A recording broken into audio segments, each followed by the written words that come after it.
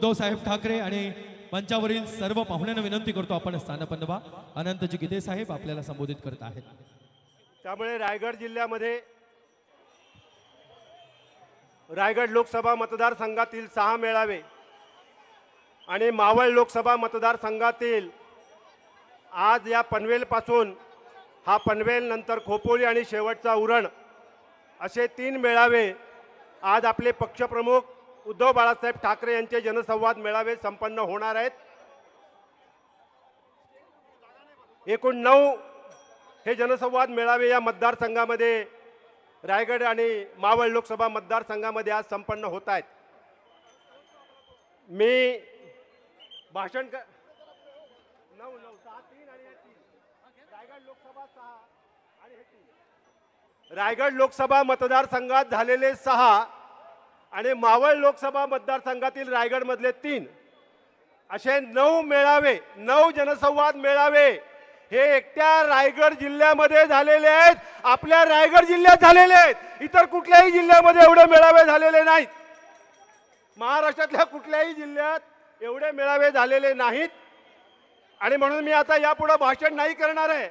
फक्त एकच या ठिकाणी तुम्हाला सांगण्याकरता मी आलोय आणि त्या ठिकाणी घोषणा करणार आहे की ज्या वेळेला लोकसभा मतदारसंघनिहाय शिवसेना नेत्यांकडे जबाबदारी देण्यात आली त्यावेळेला रायगड लोकसभा मतदारसंघ आणि मावळ लोकसभा मतदारसंघातील हे 3 विधानसभा मतदारसंघ अशा या 9 विधानसभा मतदारसंघांची जबाबदारी मी पक्षप्रमुख उद्धव बाळासाहेब ठाकरे यांच्याकडून मागून मी घेतलेली आहे। आणि मागून घेताना मी जो शब्द दिलाय उद्धव साहेबांना शब्द दिलाय की साहेब रायगडचा खासदार तर मी होईनच पण मावळचे खासदार सुद्धा संजोग वगैरे झाल्याशिवाय राहणार नाहीत। आणि हा शब्द तुम्हा सर्वांच्या वतीने दिलेला आहे। हा शब्द तुम्हा सर्वांच्या वतीने दिलेला आहे। हा शब्द खरा करणार की नाही? हो करणार का? हे वचन आपण साहेबांना द्यायचंय। जय हिंद जय महाराष्ट्र। धन्यवाद। मी विनंती करतो जे उभे आहेत त्यांना प्लीज आपण खाली बसून घ्या प्लीज विनंती राहील।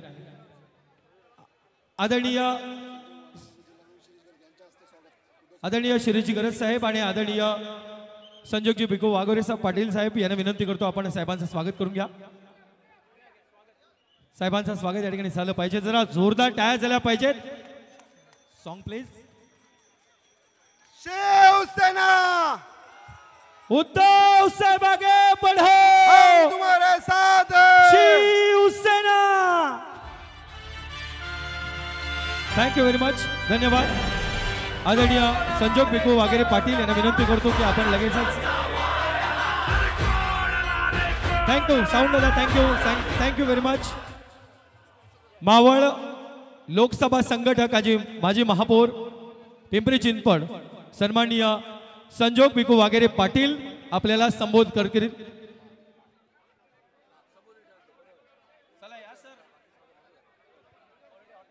वाघेरे सर या।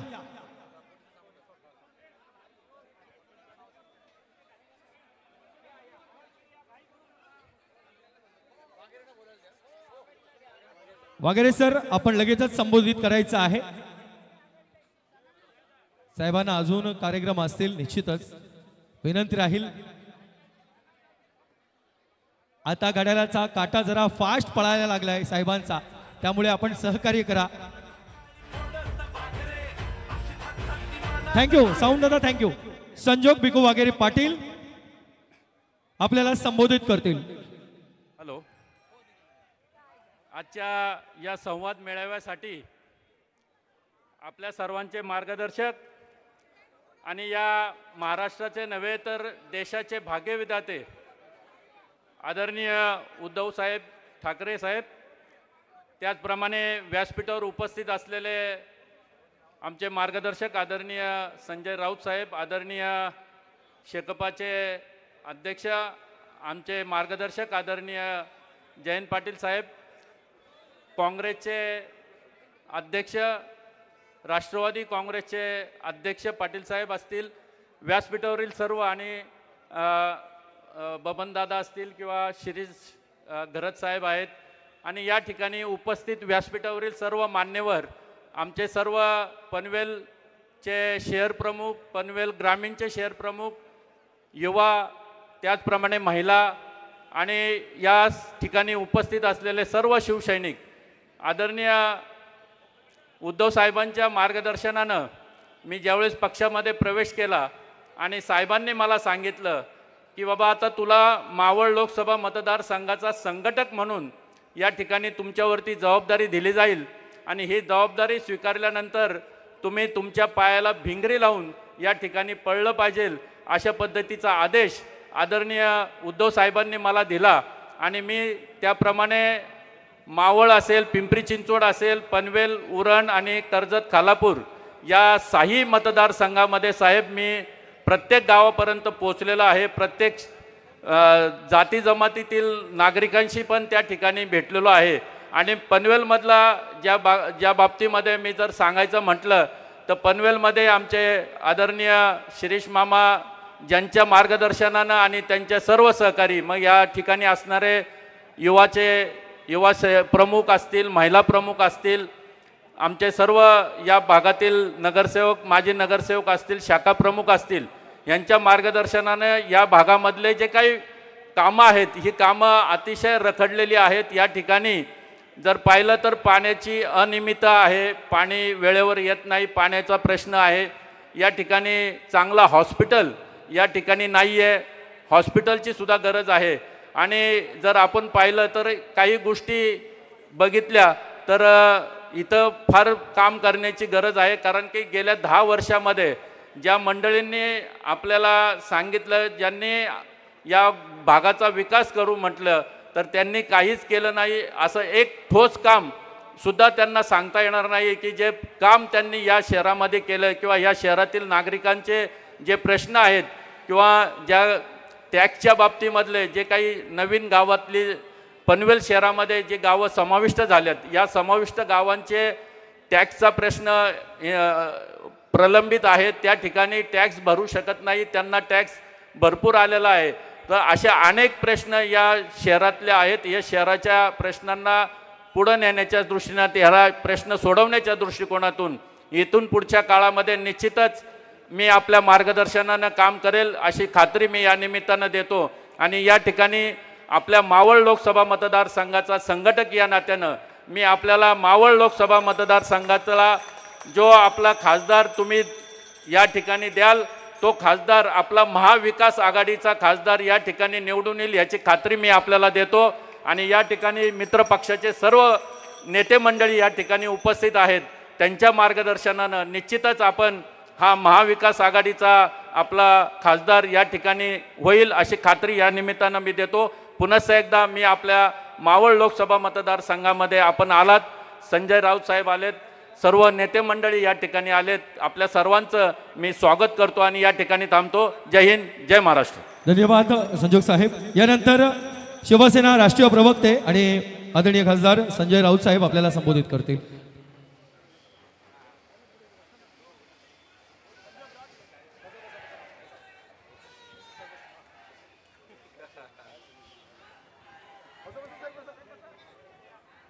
शिवसेनेचे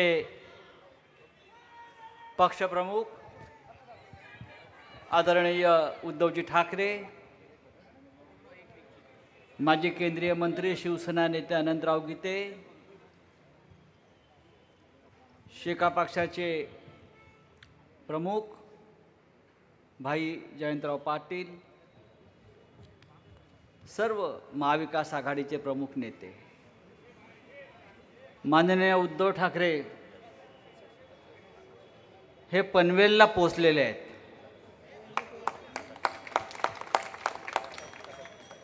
आम्हाला असं वाटलं की मावळ लोकसभा मतदारसंघाच्या खासदारांना गद्दारी केल्यावर इथे पक्ष आहे की नाही, पण जनसंवाद नसून जनतुफान निर्माण झालेलं मी पाहतोय. शिवसेना संपूर्ण महाराष्ट्रामध्ये माननीय उद्धवजी जनसंवाद यात्रेच्या निमित्तानं फिरतायत. आता जनसंवाद म्हणजे काय असतो की लहान लहान बैठका घेणं, शाखेत जाणं, कार्यालयात जाणं. पण या संवादाचं रूपांतर ज्या पद्धतीनं भगव्या तुफानात झालेलं आहे, हे तुफान पाहिल्यावर एक खात्री पटते की कितीही डुप्लिकेट शिवसेना येऊ द्यात, बाळासाहेब ठाकरेंची आणि उद्धव ठाकरेंची शिवसेना हीच या महाराष्ट्रामध्ये, या देशामध्ये अजिंक्य आणि अजय राहिल्याशिवाय राहणार नाही. इकडल्या खासदारांनी बेईमानी केली तेव्हा वाघेरे पाटील, आपल्यावर जबाबदारी फार मोठी आहे, ही गद्दारी ते कायमची गाडण्याची. पुन्हा या मावळ, या लोकसभा मतदारसंघाचं वैशिष्ट्य असं आहे गीते साहेब, रायगड आहे आणि वर मावळ आहे आणि दोन्ही जिल्हे छत्रपती शिवाजी महाराजांचे. या दोन्ही भूमीवर छत्रपती शिवाजी महाराजांच्या पदस्पर्शानं पावन झालेले हे दोन्ही जिल्हे आहेत. आणि या मातीला कलंक लावण्याचं काम ज्यांनी केलं इथे, त्यांना इकडली जनता माफ करणार नाही. कालच माननीय उद्धव साहेबांनी एक फार मोठी घोषणा केलेली आहे आणि ती घोषणा जिथे पोचायची तिकडे पोचलेली आहे. तुमचे नरेंद्र मोदी काय म्हणतात, अब की बार 400 पार. उद्धवजींनी घोषणा दिली आहे, अब की बार भाजपा तडीपार. आणि काल ही तडीपारीची नोटीस उद्धव ठाकरे साहेबांनी काढली आहे. आमच्या शिवसैनिकांवर आतापर्यंत इतक्या तडीपाऱ्या झाल्या, इतके गुन्हे दाखल झाले, पण आता संपूर्ण भाजपला तडीपारीची नोटीस आपल्या पक्षप्रमुखांनी काढलेली आहे. संपूर्ण देशभरातले तडीपार घेऊन हा पक्ष उभा राहिला. सगळे भ्रष्टाचारी, सगळे चोर, सगळे दरोडेखोर, सगळे बलात्कारी, सगळे भ्रष्टाचारी, या सगळ्यांचा तडीपार पक्ष कुठला असेल तर तो भारतीय जनता पक्ष. अशा भारतीय जनता पक्षाला या महाराष्ट्राच्या मातीमध्ये स्थान मिळू नये, हा पक्ष इथून कायमचा नेस्तनाबूत केला पाहिजे. यासाठी माननीय उद्धव ठाकरे साहेबांनी जो संघर्ष सुरू केलेला आहे, त्या संघर्षाला आपण साथ दिली पाहिजे. मावळ तर आपण जिंकणारच आहोत, बाजूला रायगड जिंकणार आहोत आणि संपूर्ण महाराष्ट्रामध्ये शिवसेनेच्या माध्यमातून महाविकास आघाडीचे 48 पैकी किमान 40 खासदार निवडून आणायचे आणि या दिल्लीतून नरेंद्र मोदीचं सरकार हद्दपार तडीपार करायचं. यासाठी हा जनसंवाद, हा मेळावे ठिकठिकाणी सुरू आहे. काल नरेंद्र मोदी यांनी फार मोठा विरोध केला जयंतराव. खरं म्हणजे या भारतीय जनता पक्षाचे प्रमुख लोक आहेत त्यांना शेठ म्हणतात. शेठ, इकडे पण एक शेठ आहेत ना, मी ते शेठ होतात, जनता गरीब होते. नरेंद्र मोदींना पण काही लोक शेठ म्हणतात. हां, शेठ म्हणतात, शेठ. अडाणीचे शेठ ना सगळे. त्या नरेंद्र मोदींनी काल भारतीय जनता पक्षाला 2000ची देणगी दिली. आपण पाहाच वृत्तपत्र पहा. प्रधानमंत्री नरेंद्र मोदी यांनी भारतीय जनता पक्षाच्या निवडणूक निधीला 2000 रुपये देणगी दिली शेठनी. अरे तुझ्या खात्यामध्ये इलेक्ट्रॉल बॉन्डच्या माध्यमातून, भ्रष्टाचाराच्या माध्यमातून 7000 कोटी रुपये कसे गोळा केले ते आधी सांगा. सुप्रीम कोर्टाने हा प्रश्न विचारलेला आहे, 7000 कोटी तुमच्या खात्यामध्ये आले कुठून? आणि तुम्ही 2000 कोटीची देणगी देऊन नाटक करताय.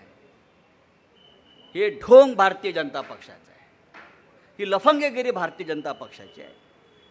ती आपल्याला संपवायची आहे. ज्या उत्साहानं आपण पनवेलला स्वागत केलं, मला खात्री आहे मावळपासून रायगडपर्यंत संपूर्ण वातावरण भगवं झाल्याशिवाय राहणार नाही आणि ते होताना दिसतं आहे.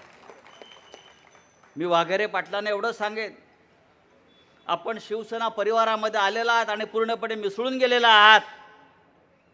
आता आमच्या बबनराव पाटलाकडून पण थोडे धडे तुम्ही घ्यायला पाहिजेत.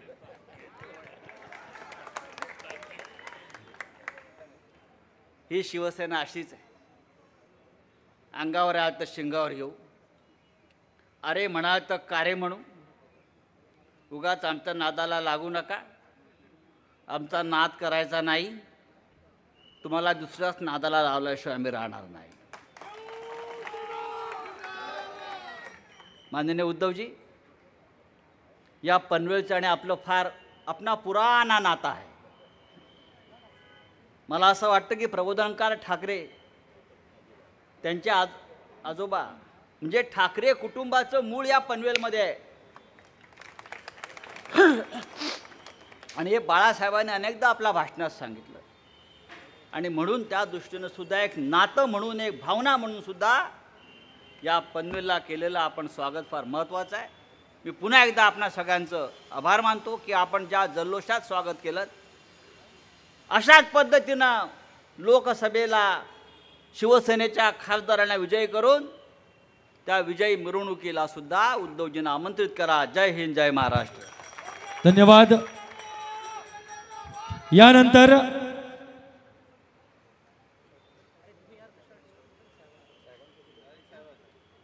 यानंतर बाळासाहेबांचा वसा आणि वारसा घेऊन संपूर्ण महाराष्ट्र नाही तर संपूर्ण भारत देशात घोंगावणारं वादळ म्हणजेच ज्यांचे शब्द ऐकण्यासाठी आपण आतुर झालेलो आहोत, ज्यांचा शब्द आपल्यासाठी आदेश आणि सुविचार असतो, असे बाळासाहेबांचा वारसा घेऊन आलेले आदरणीय शिवसेना पक्षप्रमुख उद्धव बाळासाहेब ठाकरे आपल्याला संबोधित करतील.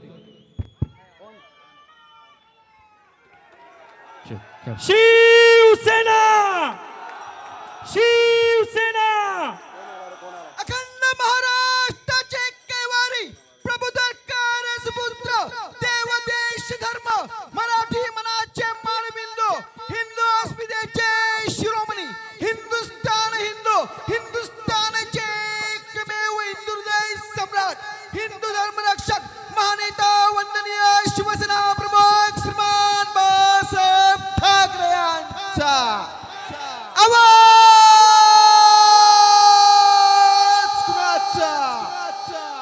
शिवसेना, शिवसेना पक्षप्रमुख सन्माननीय उद्धव साहेब बाळासाहेब ठाकरे यांचा. व्यासपीठावरील सर्व मान्यवर आणि उपस्थित बांधवांनो, भगिनींनो आणि मातांनो, आत्ता तर फक्त आपल्या कार्यालयाचं उद्घाटन आहे आणि कार्यालयाच्या उद्घाटनाला एवढी गर्दी असेल तर विजयाच्या मिरवणुकीला किती असेल. आणि जागा आपण जिंकणारच, जिंकावीच लागेल. कारण संजय राऊत आपण जे बोललात ते बरोबर आहे की हा मतदारसंघ रायगड आणि मावळ म्हणजे एका बाजूला छत्रपती शिवाजी महाराजांचं जन्मस्थान आणि दुसऱ्या बाजूला राजधानी, आणि अशा या छत्रपतींच्या जिल्ह्यामध्ये आपला हक्काचा पवित्र भगवा फडकणार नाही तर दुसरं कोणतं फडकं फडकणार. या निवडणुकांमधला प्रचार हा तसाच राहणार आहे. कारण आजपर्यंत असं काही नाही की या देशात ही पहिली निवडणूक होते, पण कदाचित पुन्हा जर का भारतीय जनता पक्षाचं सरकार चुकून आलं तर ही या देशातली शेवटची निवडणूक ठरेल. आणि मला खात्री आहे आजपर्यंत काही जणांनी छातीठोक सांगितलं होतं की मी पुन्हा येईन. आज सुद्धा दिल्लीतले सांगतात तेच पुन्हा येणार, पण पुन्हा येणारे अगदी स्वतःच्या घरामध्ये जातात, ते पुन्हा लोकसभा किंवा विधानसभेमध्ये येऊ शकत नाहीत. आणि एवढंच जर का त्यांना आत्मविश्वास आहे मी पुन्हा येईन, मग फोडाफोडी कशाला करताय. पक्ष फोडला एकतर तुम्हाला म्हणजे भारतीय जनता पक्षाला संकटामध्ये ज्या पक्षांनी साथ सोबत दिली त्या शिवसेना प्रमुखांनी आणि शिवसेना प्रमुखांच्या शिवसेनेला तुम्ही संपवायला निघालात. एवढे नतद्रष्ट मला नाही वाटत या राज्यामध्ये आणि या देशात राजकारणी यापूर्वी जन्माला आले असतील. जर शिवसेना नसती आणि शिवसेनेने तुम्हाला खांद्यावरती बसवून महाराष्ट्र फिरवला नसता तर आज तुम्हाला खांदा द्यायला सुद्धा 4 लोक जमली नसती. ही तुमची परिस्थिती होती आणि तीच वेळ आता परत आलेली. इथल्या खासदारांनी गद्दारी तर केलेलीच आहे, त्याला तर आडवा करायचाच, कोणत्याही परिस्थितीत करायचा. पण दुसरी लोक जे सरकार सर्वपक्षीय शेट आहेत, सरकार आपल्याकडे येऊ द्या, आपलं सरकार येऊ द्या आपल्याकडे येतील, त्यांचं येऊ द्या त्यांच्याकडे जातील, म्हणजे हे सर्वपक्षीय शेट आहेत. कुठेही गेलं तरी आपलं दुकान चालू. हे दुकान चालवणारी जी काय आता लोक आहेत, दुकानदार म्हणजे ते राजकारणातले, इथे कोण दुकानदार आले असतील त्यांच्याबद्दल नाही मी म्हणत, ही यांची दुकानं आता बंद करायची आहेत. कारण तुम्हाला आम्ही निवडून देत आलो, पण निवडून दिल्यानंतर मला तर आश्चर्य वाटलं. आता संजोगजी तुम्ही सांगितलं की इकडे ग्रामीण रुग्णालय नाही, म्हणजे मला लाज वाटते. हा गद्दार कोणी एके काळी शिवसैनिकांनी, म्हणजे तुम्हीच त्याला निवडून दिला होता, पण त्याला ग्रामीण रुग्णालयाचा एक विषय सोडवता नाही आला. बरं, मधल्या काळामध्ये करोनाचं संकट येऊन गेलं होतं.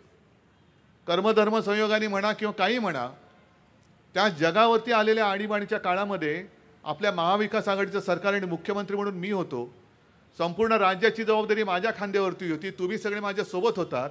म्हणूनच देशाला कौतुक वाटेल, अभिमान वाटेल असं काम हे महाराष्ट्राने करून दाखवलं, कारण तुम्ही सगळे सोबत होता. आणि त्यावेळेला एक हॉस्पिटल्स असतील, त्याच्यानंतर वॅक्सिनेशनचा कार्यक्रम असेल, त्याची केंद्र असतील, करोनाच्या टेस्ट घेणाऱ्या आपल्या लॅब असतील, यांच्यामध्ये आपण वाढ केली होती. मग त्या काळामध्ये तो खासदार तेव्हा सुरुवातीला आपल्यातच होता. मग त्यांना कळलं नव्हतं तेव्हा की इकडे ग्रामीण रुग्णालय नाही. मी तर सगळीकडे रुग्णालयांना परवानग्या देत होतो. काही ठिकाणी मी वैद्यकीय महाविद्यालयाला सुद्धा परवानगी दिली. मग या सगळ्या ह्याच्यामध्ये फक्त स्वतःचा विचार तुम्ही केला, ग्रामीण भागाचा, या जनतेच्या आरोग्याचा विचार नाही केला. आता पुन्हा कोणत्या तोंडाने मतं मागायला येणार? 10 वर्षामध्ये तुम्ही केलं काय? अगदी काल सुद्धा जो एक कार्यक्रम झाला ज्याच्यामध्ये संजय राऊत तुम्ही बोलला की मी एक घोषणा दिली की आपकी बार भाजपा तडीपार करायचंच आहे, करणारच. मी नोटीस तर दिलेली आहे, शिक्कामोर्तब तुम्हाला करायचंय, कारण तुमची मोहर उठवल्यानंतर ते तडीपार होणार आहेत. हे शिक्कामोर्तब करण्याचं काम तुम्ही करायचंय. कारण आजपर्यंत एवढा खोटारडा पक्ष हा देशाच्या राजकारणामध्ये कधी जन्माला नव्हता आला. 2014 साली त्यांनी ज्या काय थापा मारल्या होत्या, बरं काल सुद्धा मी बोललो, आज पुन्हा बोलतो, 10 वर्षामध्ये केलं काय? ज्या काँग्रेसच्या काळापासून चालू होत्या त्या योजना, त्यांचंच काही ठिकाणी नामांतर केलं, काही ठिकाणी रेल्वे स्टेशनचं नामांतर केलं. म्हणजे त्या बिहार वगैरेच्या बाजूला कुठलं तरी एक मोगलसराय म्हणून स्टेशन होतं, त्याचं काय केलं त्यांनी, दीनदयाळ उपाध्याय. हरकत नाही, करा, तुम्ही नावं द्या, तुमच्या नेत्यांची तुम्ही नावं देता. पण नावं देता देता 2014ला ज्या काय थापा मारल्या, जुमला होता, त्या जुमल्याचं सुद्धा त्यांनी नाव बदलून आता त्याचं नाव मोदी गॅरंटी केलेली आहे. हे मेरी गॅरंटी आहे. अहो 2014 साली तुम्ही काय बोलला होता ती एकदा काढा ना, ती वचनं काय झाली? बरं, नावं ठेवताय, नामांतर करताय. मग मी मुख्यमंत्री असताना नव्या मुंबई एअरपोर्टचं नाव मी दिबा पाटलांचं नाव त्याला दिलं होतं, त्या नावाचं काय झालं हे विचारा मोदींना.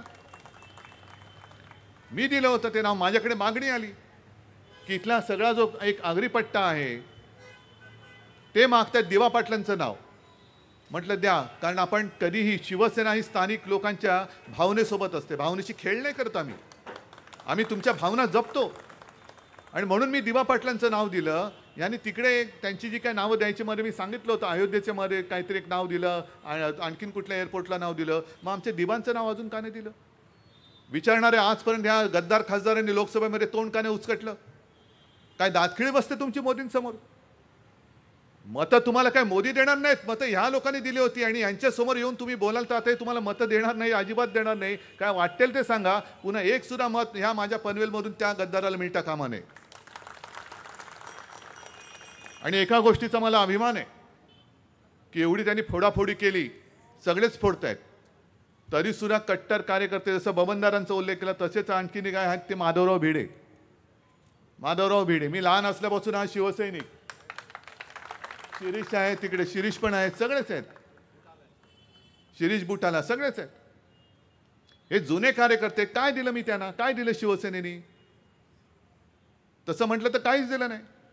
पण त्यांना हे तुमचं जे काही प्रेम मिळतंय, जो काही मान मिळतोय, त्याच्यावरती ते खुश आहेत. आणि आज बाळासाहेबांनंतर सुद्धा एवढी वर्ष झाली हे आणि ना शिवसेना सोडली ना ठाकरे कुटुंबियांपासून ते अंतरावर गेले. याला म्हणतात प्रेम, याला म्हणतात श्रद्धा, याला म्हणतात निष्ठा. आणि या सगळ्या लोकांना म्हणजे जे गद्दार झालेले आहेत, त्या गद्दाराच्या नायकाला सुद्धा विचारा, तू दाढी खाजवत, कारण आपण डोकं खाजवतो काय आठवायचं असलं, हे दाढी खाजवतात काय आठवायचं झालं तर स्वतःचीच दाढी स्वतःच खाजव, कारण पैसे खूप आहेत. दाढी खाजवायला सुद्धा भाड्याने माणसं ठेवली असतील तर मला माहिती नाही. पण तुम्हाला असं काय मी दिलं नव्हतं? ज्या बाळासाहेबांनी आणि बाळासाहेबांच्या कुटुंबियांनी तुम्हाला शिवसेनेने जे जे देता येऊ शकत असेल ते सगळं तुम्हाला दिलं, तरी सुद्धा तुम्ही आमच्या पाठीत वार केलं. कोण होता इथला गद्दार खासदार? काय होती त्यांची ओळख? काहीतरी ओळख होती. पण शिवसेना ही ओळख, ती शिवसेना ही ओळख घेऊन तुमच्या समोर आले म्हणून तुम्ही त्यांना 2 वेळा निवडून दिलं होतं. पण यांना वाटलं की आता घोड्यावरती बसलोय म्हणजे घोडा माझाच. परत बघ घोडा कसा लाथ घालतो ते कळेल आता.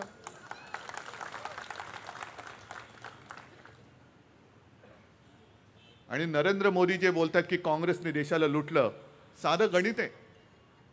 आणि हे गणित मी नाही, हे सुप्रीम कोर्टामध्ये आता जो निवडणूक रोख्यांचा विषय संजय तुम्ही मांडला तोच सांगतो तुम्हाला.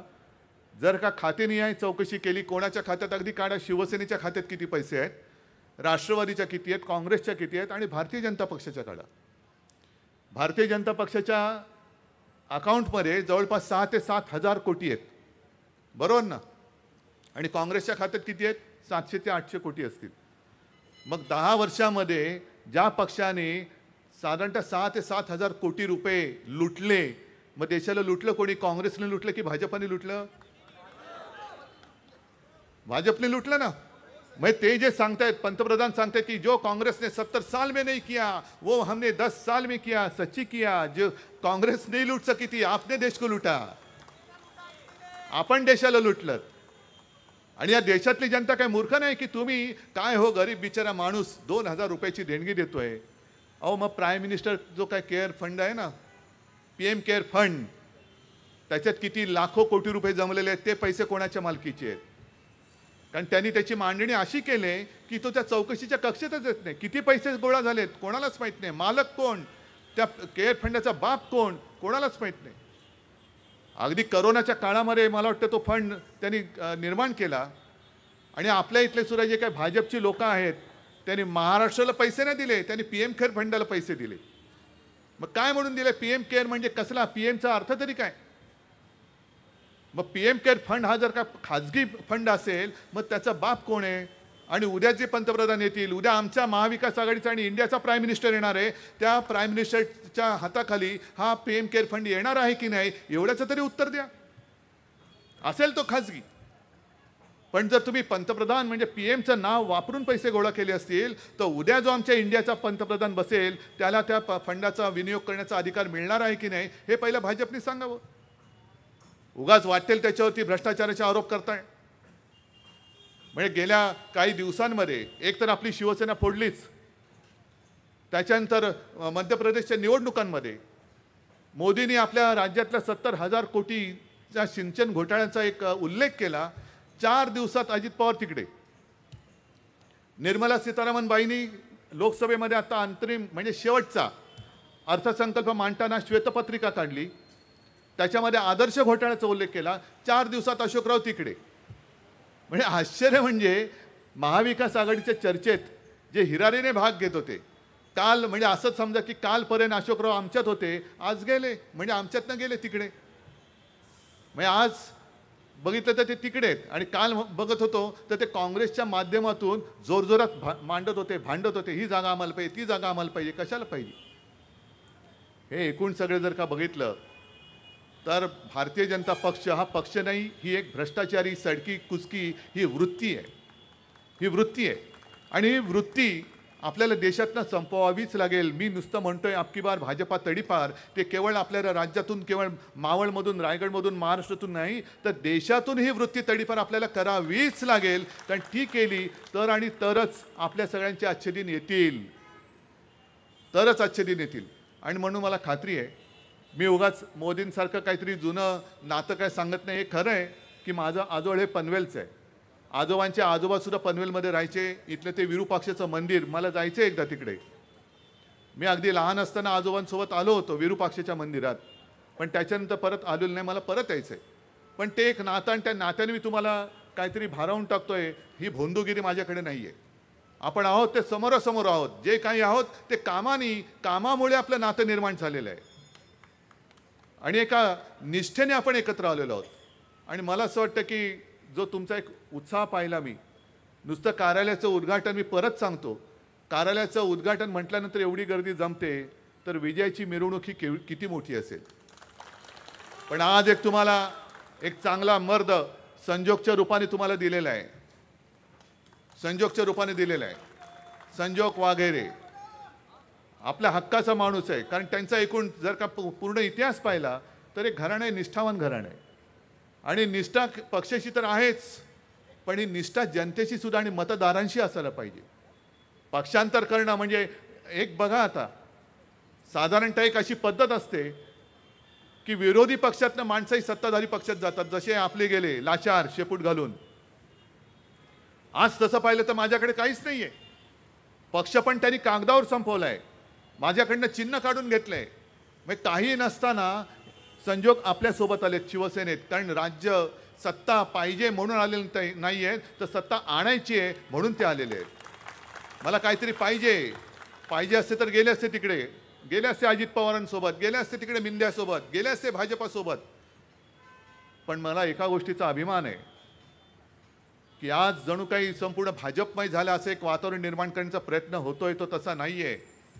मी जिथे जिथे जातोय तिथे तिथे प्रचंड गर्दी उसळते. अगदी मुस्लिम सुद्धा मोठ्या संख्येने येत आहेत. हे एक यावेळेचं वैशिष्ट्य आहे. मुस्लिम सुद्धा येत आहेत, आणि त्यांना देखील माहिती आहे की शिवसेनेचं हिंदुत्व आणि भाजपचं हिंदुत्व याच्यात खूप फरक आहे, खूप अंतर आहे.